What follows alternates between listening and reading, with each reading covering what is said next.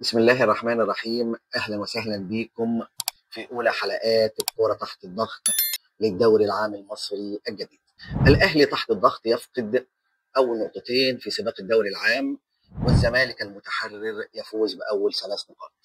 يا ترى إيه الأسباب اللي أدت لفقدان الأهلي نقطتين واللي الزمالك كسب أول 3 نقاط؟ اكتبوا لي في الكومنتات الأسباب من وجهة نظركم. نبدأ بالتحليل النفسي لمباراة الأهلي ومودرن سبورت. الاهلي عنده مشكله كبيره دايما، اللي هو بيبدا الدوري العام وهو عليه عبء وضغوط نفسيه، اللي هو البطل، وعشان هو البطل لازم يدافع عن لقبه. فكانت النتيجه ان اللعيبه نازله المباراه وهي خايفه. الخوف اللي عند اللعيبه ادى لايه؟ واحد، اللعيبه ما عندهاش تركيز. اتنين، اللعيبه ما عندهاش سرعه اتخاذ القرار. ده ظهر للعيبه الاهلي بلا اي هويه وبلا اي دوافع وبلا تجانس في الملعب. عدم القدره على اتخاذ القرار خلى لعيبه الاهلي بتستلم الكوره وهي مش عارفه هتعمل فيها ايه، فاللاعب بيرجع الكوره لورا او بيلف بيها حوالين نفسه. ده كان ملخص الشوط الاول باستثناء كوره تريزيجيه في الدقيقه 42. الاهلي نزل الشوط الثاني وكان متحرر من الضغط اللي عليه، واول 10 دقائق كان افضل، نتيجه ان لعيبه الاهلي كانت بتاخد قرارات سريعه، فده ادى لشكل اللعيبه في الملعب يبقى افضل. الاهلي جاب الجون الاول من ركنيه، ولكن آفة النادي الاهلي ودفاعه. دفاع النادي الاهلي اعتقد ان المباراه انتهت.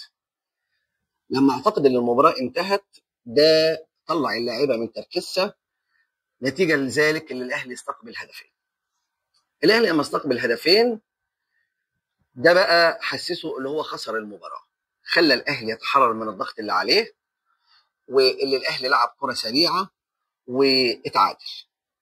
ولكن نتيجه ان الاهلي فرط في الشوط الاول، اللي الحظ ما اسعفوش اللي هو يفوز في بقيه المباراه.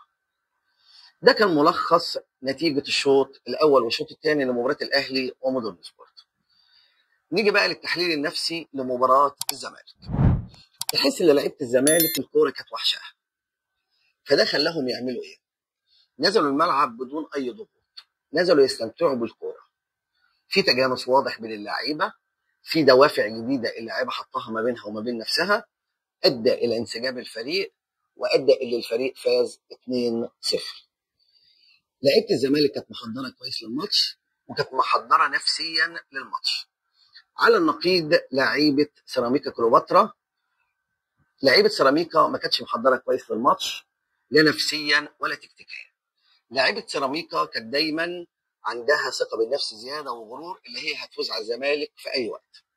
يبقى الزمالك عدل الماتش وسيراميكا ما عدلوش، كانت النتيجه اللي الزمالك فاز 2-0 وخساره سيراميكا.